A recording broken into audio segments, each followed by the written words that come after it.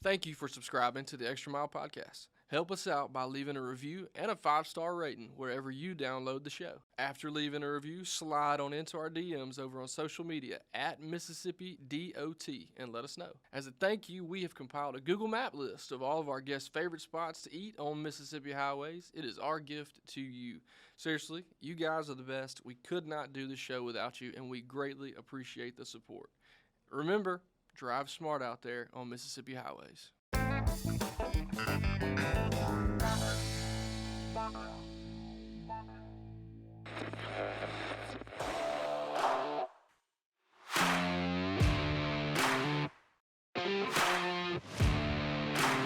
MDOT presents the Extra Mile Podcast.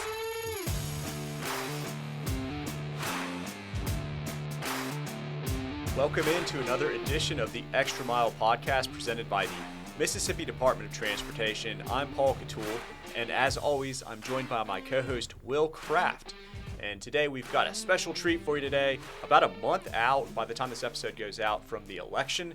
So with that in mind, we have Mississippi Secretary of State Michael Watson in the house to speak with us. Secretary Watson, thank you so much for coming and being a repeat guest. Yeah, great to be back again with you guys. Appreciate it. Welcome back to the show, as Paul mentioned. It's been a little while. It's been quite some time. This time of year, as he just mentioned, I'm sure you just have all the free time in the world. What all's going on with the office? There is nothing happening over there right now. We just really got into, I guess, the swing of things with elections. I think that people need to understand about elections is the hard work really happens long before you ever walk into that ballot box. So Mississippi's a bottom-up state. Our circuit clerks and elections commissioners do the really hard work, and so building relationships with them has been something that's really, really important to us. I can't remember if we talked about it last summer or not, but I did an 82-county tour, wrapped that up, and really getting to sit down with all the elections commissioners, all the circuit clerks, building that relationship. As y'all know, we're not always going to agree on everything, but when you have a relationship to start from, it's a lot easier to have those hard conversations. Sure. And so I really appreciate that. But we're having our weekly calls with them now. We're meeting with the different various vendors. We're talking to the feds about security issues, cybersecurity, you name it. Really excited about this year. This fall will be the first time in a long time that our entire state is voting on paper ballots. Okay. So it's a verifiable trail. You will then enter your ballot into the Optus scanner, and it'll count it that way. But if anybody has a question whatsoever, we can go back to that paper ballot. I think that's a really important piece. So excited about that. A lot of other things that are going on, but again, it's all about teamwork. And just because we're in election season doesn't mean that business services stops nor public land stops. So we've got everything going full bore, and it's great to have such a good team. Yeah, absolutely. I say the same thing very often about the folks here in public affairs. Shout out to Drew Hall over here making everything look pretty. Drew Hall. That's right. Mr. Courtney Ann Hall, as we've just been informed. Shout out to her. That's right. Yeah, there you go. We're talking a little bit about that, about the elections coming up. I've seen sample ballots are out, right? They are. They are. You can go take a look at that, get familiar with what you're going to see when you get to the box. No surprises. I think the people are surprised once they figure out, well, why is the order what it is? And, it's an alphabetical thing. It is. It's by statute, and we had a lot of questions about that this year, interestingly enough. So basically, every party that has a primary, so if you've got the Green Party or if you've got whomever, Republican, Democrat, you name it, if you have a primary, then your box or basically your group of candidates is listed first alphabetically. If you do not have a primary, you come after that. So people say, well, this thing's not even alphabetical order. Well, yes, it is. It's your parties with primaries are first, and then all the independent candidates are alphabetically listed after. So that's what you're going to see on your ballot. You can go to y'allvote.ms to get all the information you need on elections. Absentee voting started on the 23rd of September, so that's live. I encourage people to, if you're going to be tied up on election day for some reason and you meet one of the requirements, I encourage you to make the plan now to go vote absentee. It's going to get busy. The closer we get to the cutoff, so make sure that you're making that plan. And then we have a new tool this year. It actually came out last year, but since we've talked, it's a bit of a new tool. It's called My Election Day. Okay. And so for folks that do have to vote absentee, if you got to vote affidavit for some reason on Election Day, you can track your ballots now through the My Election Day tool. You can see where you're supposed to go vote. You can see who all your locally elected officials are. And I encourage folks, again, to understand who your elections officials are, your circuit clerks and your commissioners. They're the ones that are really important to know. If there's an issue that comes up with elections, those are the people that you can hold accountable at the local level. Right. So I encourage everyone to understand who those folks are. And then secondly, really important to understand this year, trusted information. You're going to see all kind of stuff on, TikTok, whatever that is, and that's the one. Twitter, That's X, you name it, Facebook. You're going to see all kind of stuff out there from foreign folks who are trying to interfere with our elections process, and from other people who just don't have the facts, that just spit stuff out on Facebook or whatever and don't care if it's true or not. So make sure if you see something that's questionable, reach out to us, reach out to your circuit clerk, your elections commissioners to understand that you're getting trusted information. Really important this year, especially with AI and how big that's becoming now. Great things with it, but there are also some bad sides to it. So just I encourage folks to get trusted information. Absolutely. Definitely. And kind of speaking of that, how much do you guys have to do with election security? What are you guys doing behind the scenes to ensure that everything goes smoothly? Yeah, that's really important. Probably number one right now with everything that's going on around the world. Having secure systems in the processes in the elections space here in Mississippi. And I will tell you both, I'm very confident in 2020. A lot of people still ask questions about that. I'm very confident in the process and how our system worked in 2020. I'm just as, if not more confident going into 2024. Great example, in 2022, we saw some cyber issues here in Mississippi. We had a DDoS attack on Election Day. Some of our websites, public-facing, were down intermittently throughout the day. But I say that to say we saw that problem. We were able to make it through the day, thank goodness, without any real big issues. But because of that, it helped us to be prepared even more so for 2024. Well, okay, we saw that back in 2022. Let's put in some new tools. Let's work with ITS.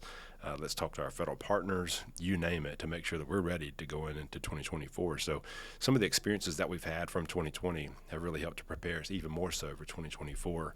And you talk about the cyber piece, again, a lot of that runs through ITS, so thankful for the friendships that we have over there.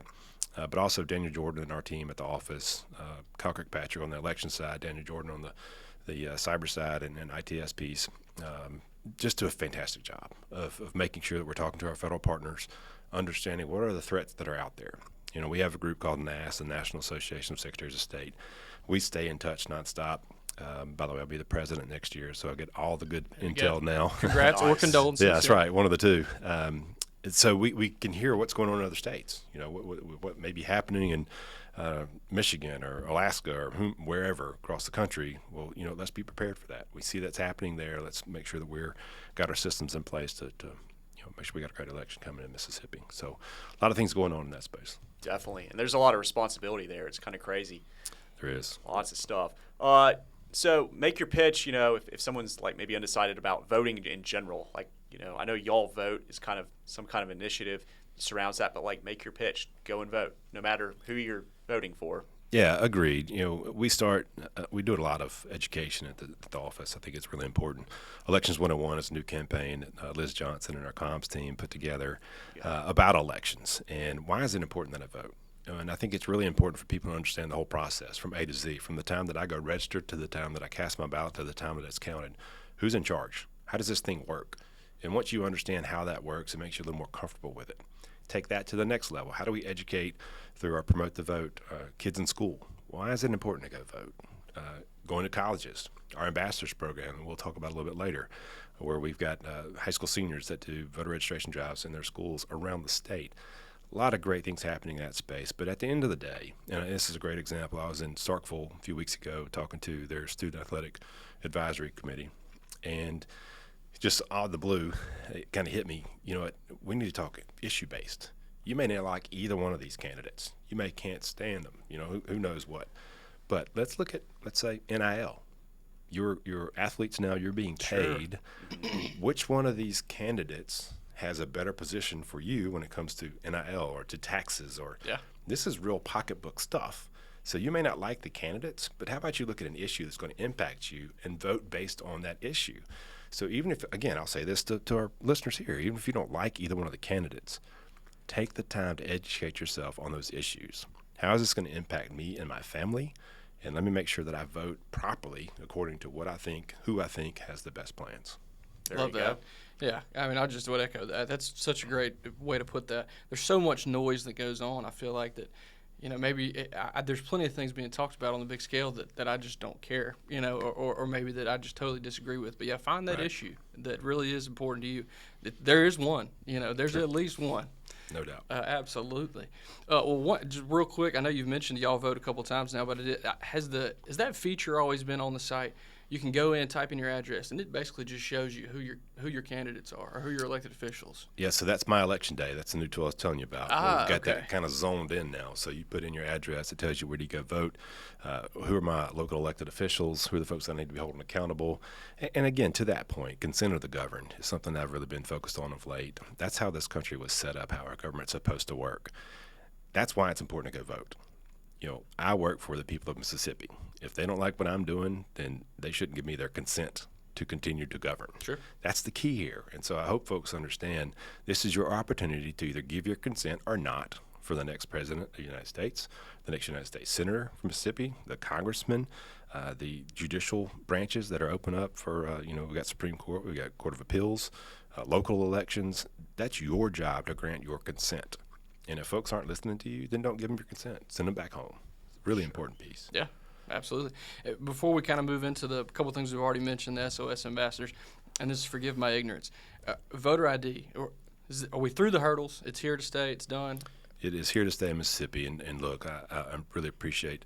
I was in the Senate back when that passed, and we had the implementing piece of the legislation that came through.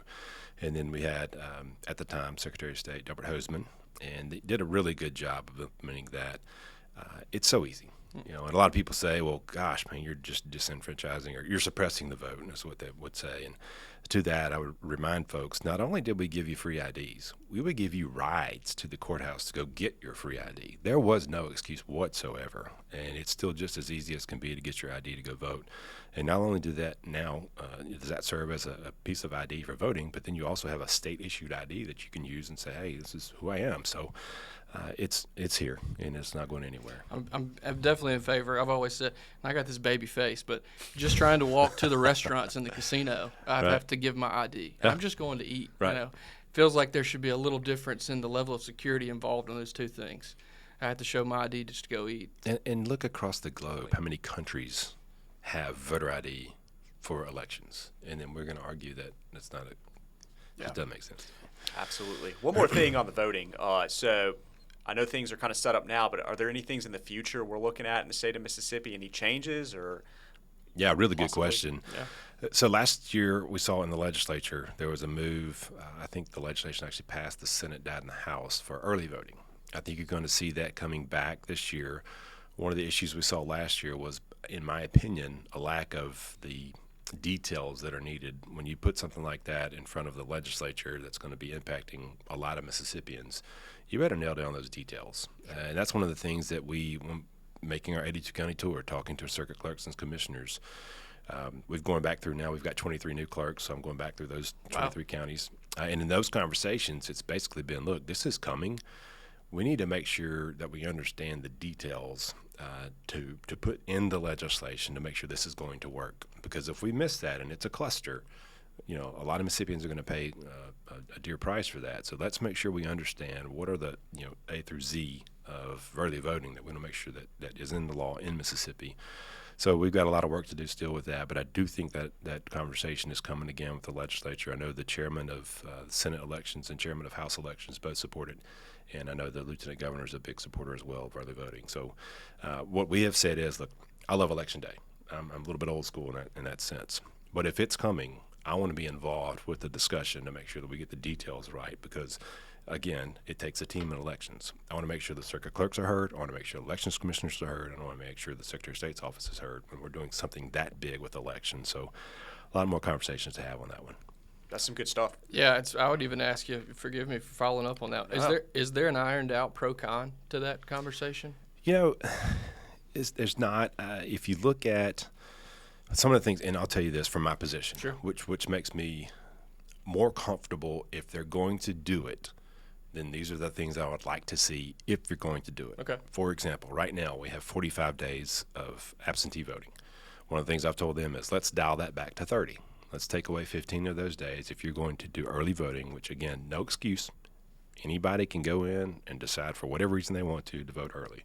So if you're going to do that, then let's dial that down. There's another piece in there currently with absentee voting. So if you've got somebody that's temporarily disabled, under current law, if you're permanently disabled, you've got to show a doctor's excuse for that to continue to be absentee voting. For permanent or for temporary disability, you do not have to show anything. Interesting. You just say, hey, by the way, I'm temporarily disabled. Well, what I've also told them is, okay, if you're going to do this, let's dial it down to 30. Let's take away this temporary disability piece and at least have some kind of doctor's excuse for you to use that to vote absentee. And I've also asked them, how do we perhaps dial back some of this mail-in voting? Yeah. It's typically where you're going to see some fraud, and people say all the time, well, voter fraud, that's not real. Oh, yes, it is. Very much so. We've got the proof to show it. But that said, if we're going to go in this direction, let's dial back some of this other absentee voting by mail, the time frame in which you can do it, to really give some security features. If you're going to go that direction, then here's the trade, for lack of a better term, that I would like to see. I mean, I can certainly understand the risk. It's, you're just greatly expanding a very fine-tuned process there. So yeah, and I'll tell this to comfort people just a bit. I will say the second safest vote is one that's in person in the clerk's office. So I think that's something we should all think through as well. I do like that. That's a good statement too. Definitely. Well, moving into a little bit less of a controversial topic here, the ambassadors program, SOS ambassadors. You mentioned earlier. I don't think it was in existence, or maybe had just gotten started last time you were on with us. What is that? Yeah, so I'll tell you a really quick explanation. You'll know the Boys State and Girls State programs. Okay.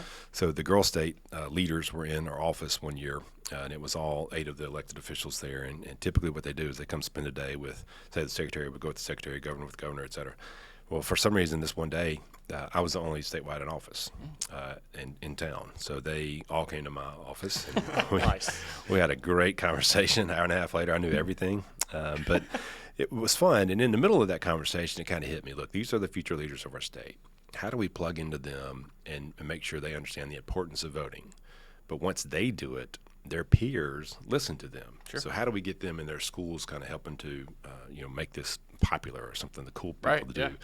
So we get them to do voter registration drives in their high schools. And through that process, Liz and Wade and some other folks in our office said, look, I think we can grow this and make it bigger. And so that's where ambassadors came in, the SOS Ambassadors Program. So we take applications from high school seniors, or high school juniors going into their senior year. Okay. And we choose, I think we're up to 67, 70, somewhere in that range this year. Started at 57, went to like 66, 67, and this year I think it's right at 70. And we teach them 3 things. Number 1, how do elections work in our state? And then all of them go to a voter registration drive in their school. Number 2, how does government even work? If there's something that I'm interested in, how do I advocate for that issue? How does this space work? And number 3, I think, is the most important piece, is really a mentorship. How do I teach these students, you don't have to leave our state. There are great opportunities here. And oh, by the way, I want to help you find them. Let's build a relationship. And I tell them all the time, when you go to school, college, if you leave the state, that's fine. I'd prefer you stay. But if you leave, my one request is that you call me when you graduate and you say, Michael, I want to do this, and it just doesn't seem to exist in Mississippi. There are too many times that I've seen we have no idea what our state offers. And so at least give me the opportunity to go find whether or not it's there. And if it is, then I can bring you back home and we can keep our best and brightest. So it's been fantastic. That's awesome. Those relationships that we've been able to build through we have in-person summits here in Jackson too, and then we have now an in-person summit in North Mississippi and South Mississippi. This year, North Mississippi was in Starkville. So Mississippi State rolled out the maroon carpet, as I say. Did a fantastic job. And this fall, we'll be down at Mississippi Gulf Coast Community College. Last year, we were at Ole Miss and Southern Miss in the South. And so it's fun for me to get them to see the different pieces of the state, see these different schools that I can go to and that I can be a part of. And then lastly, we have a monthly Zoom meeting that we do. And I bring in folks from around the state who are successful. How can you teach these young high school students how you can be successful in Mississippi too? And these are like superstars, like Keith Carter, the AD at Ole Miss, We had Coach Yo from Ole Miss that's done it before. We've had Cindy Hyde-Smith, Roger Wicker, Trent Lott. I could go through the list, but it's just a bunch of really good people that are either business leaders in our state or political leaders in our state that can tell their story of how I stayed in Mississippi and look what I was able to do. So give them some confidence that they can stay here and do really good things. So it's been a fantastic program. I love all that. Yeah. Oh yeah, I think we will talk about it a lot, but like, stay in Mississippi. There's a lot of good things about Mississippi. So yeah, do that. Another thing we talked about last time a little bit was the Tackle the Tape initiative. Yes. So a little bit of time has elapsed. Would you provide us an update on how that's going? Yeah, look, I'm so proud of that.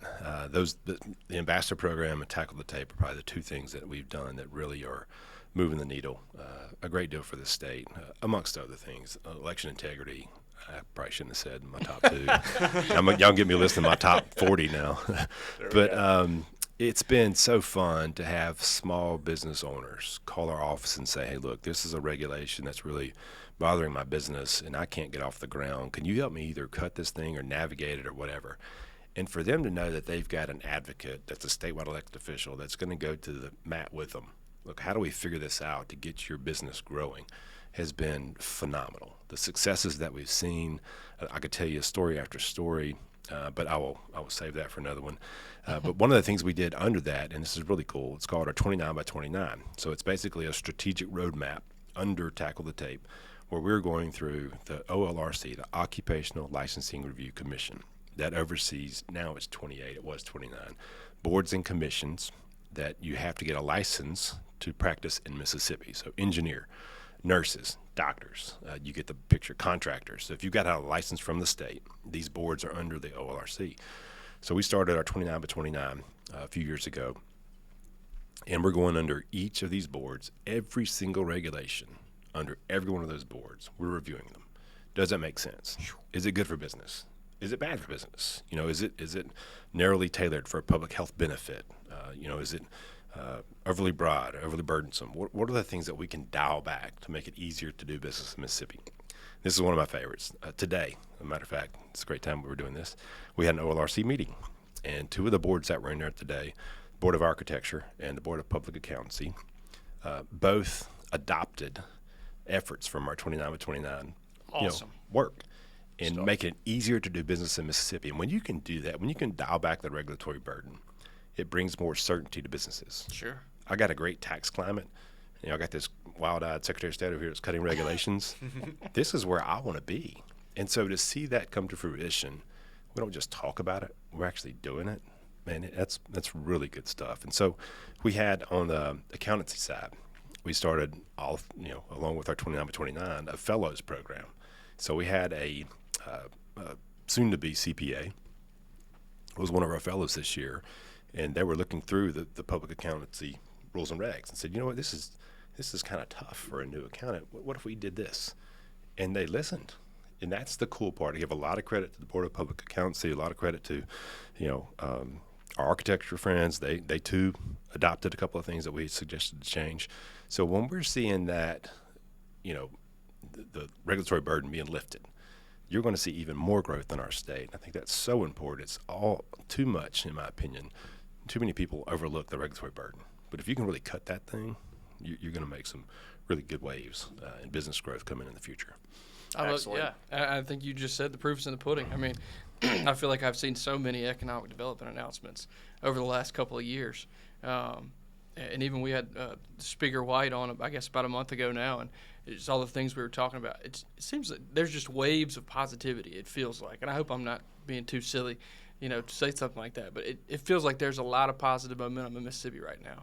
I completely agree. And, again, I give a lot of credit to the legislature with our tax structure and the continued conversation there, which is important. Even if you – and that's a bigger conversation I would love to have with y'all another day. But just the conversation itself, it draws people's attention to the state. Wait a minute, they may be cutting their taxes even more. And again, by the way, the regulatory burden is definitely going down because you got this Secretary of State over there that's really focused on cutting those regulatory burdens. You put all that together, and businesses can't help but show up here. We've got sustainable and cheap, reliable power. that folks can buy. We've got sites, we've got natural resources, we've got you name it. It's just a great time to be in Mississippi, and people are recognizing that. I couldn't agree more. Co-sign that. And you teed us up. You mentioned the legislature a second ago. We've mentioned a lot of things, but anything you're looking forward to Secretary of State's office when it comes to the 2025 session? I think so, yeah. I had to think about Isn't it. that crazy? Yeah, crazy. This year's gone already. Yeah, about to be here. Yeah. So, look, I'm still a policy wonk at heart from my time in the legislature. So I'm really excited to see what they do this year. Last year was a lot of fun. The big ticket items that kind of came up and were being talked about was a lot of fun for people like me who are wonks who love to see that policy, conversation happening. For us, we'll continue to look at ways to cut regulatory burden. And one of the things we do through Tackle the Tape, and I tell these business owners, look, if it's a statute, if it's a regulation, if it's federal, you name it, doesn't matter what it is, we want to know about it. And so for the statutory side, when we see things that are maybe, can trip businesses up, well, how do we go to the legislature and say, hey, look, let's work on this. Let's dial this back. So they've been really helpful with that. They passed several pieces of legislation through the past 3 or 4 years that have been helpful in that realm. So we'll continue to look at ways to cut the regulatory burden through the statutory route. We'll also look at, obviously, elections are going to be a big topic because of the early voting conversation that's going to be had. We'll continue to work on election integrity. There's a scorecard out there that a lot of folks kind of refer to. When I came in, we were in the top 30, I think 26, 27, somewhere in there. The next one that come out, I think we'll probably be in the top 10. So we have done so much just good work on election integrity. But, that's one of those things you can never rest. Let's continue to look at ways how we can make this even stronger where folks can trust in it even more. We started last year an MOU with some different states to work on clean air voter rolls. Making sure that our voter rolls are clean is really the cornerstone of election integrity. One of the ones we worked with was Alabama, all the surrounding states that we've now signed them with. But we worked with Alabama, and I'm just giving you an example here. So we were able to compare our voter registration databases, and there were 7,000 names that were registered in both Alabama and Mississippi when we did the match. Imagine that. Yeah. So it's things like that we are being proactive on the Secretary of State side to make sure that, okay, well, what's some legislation that maybe we could advance to help that? So it's not just laying back and watching the legislature. It's also us doing work on our end and making sure that we're pushing the plow just as much to then come up with some ideas that the legislature can help us with. So you may see some of that. Outside of those two things, the tidelands. I know a lot of folks kind of glaze over when we say tidelands, but it's a big issue on the coast. There are a couple of possible new casinos that I'll be careful what I say here because there may be some lawsuits pending. But I heard it here first. Yeah, that's going to be a big topic. Last year we got really close to some legislation passing. It got tripped up at the end, but that's going to be another one that comes up with how we handle tidelands.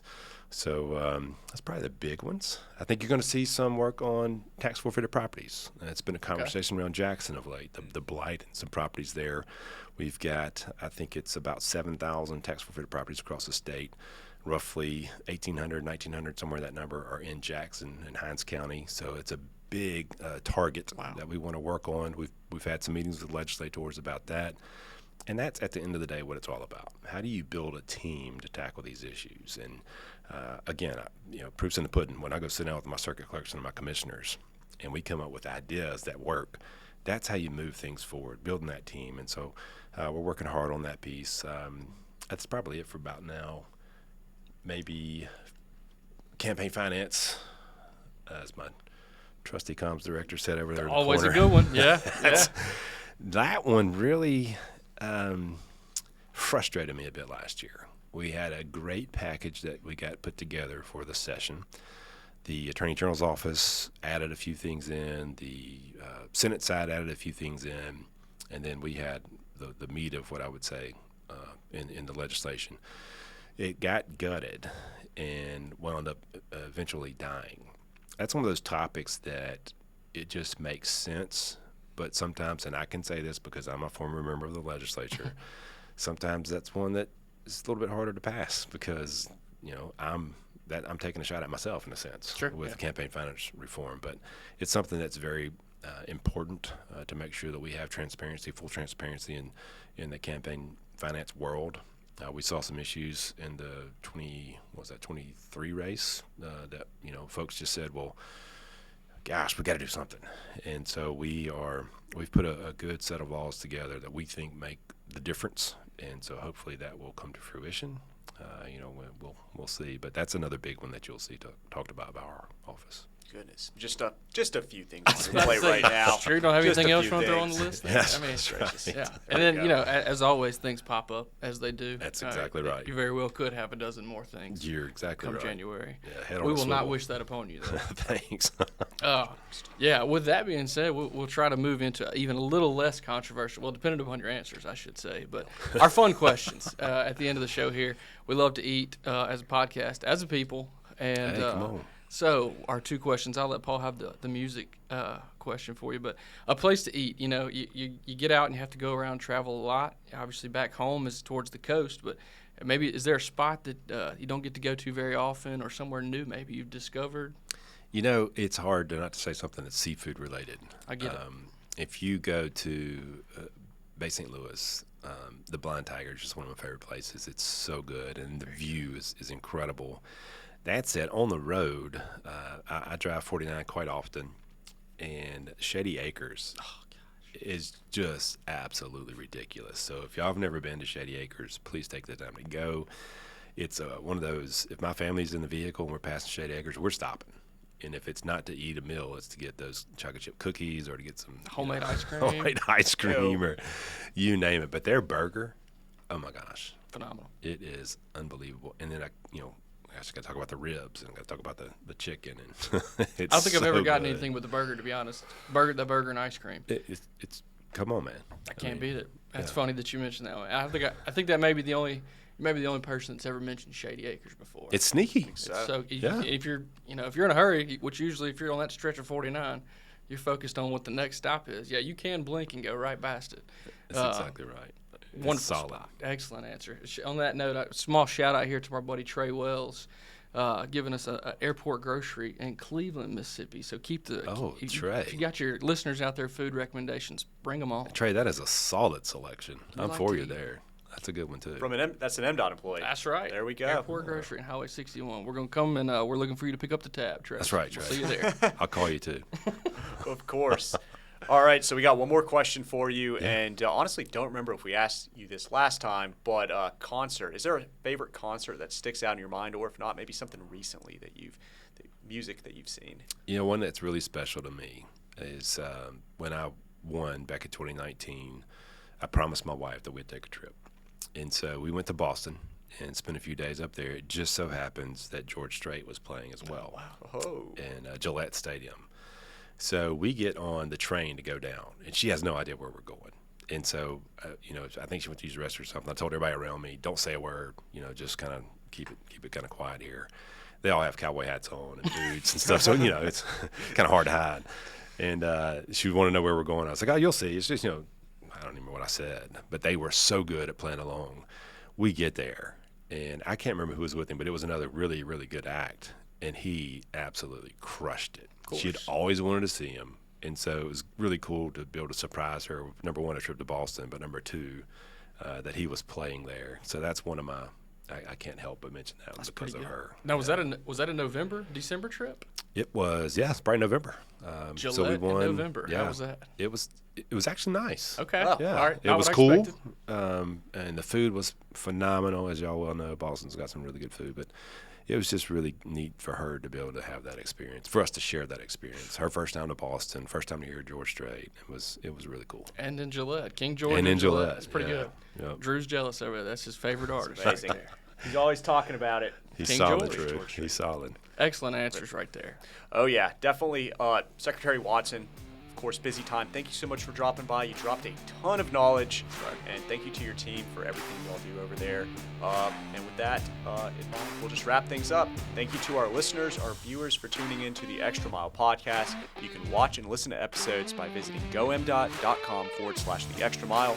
Follow us on social media at Mississippi DOT is the handle. We want to thank Drew Hall for holding things down behind the scenes. And remember, drive smart out there on Mississippi highways.